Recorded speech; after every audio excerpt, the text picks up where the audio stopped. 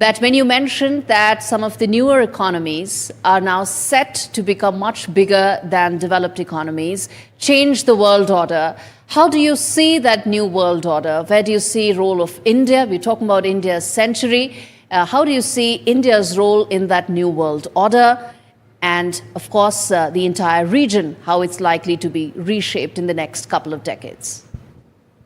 Well, as you know, recently I published a column in the Financial Times saying it's time for the United Kingdom to give up its seat in the permanent seat in the UN Security Council to India. And I, by the way, and that's not a frivolous point. It's a very serious point. I was ambassador to the UN for over 10 years. I know the history and background of the UN extremely well.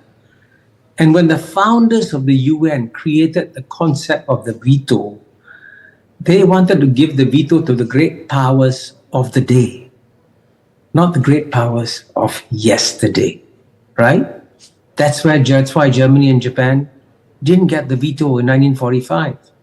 So similarly, after so many years, clearly the time has come to change the composition of the great powers of the day. And there's no question that India is already one of the greatest powers of the day.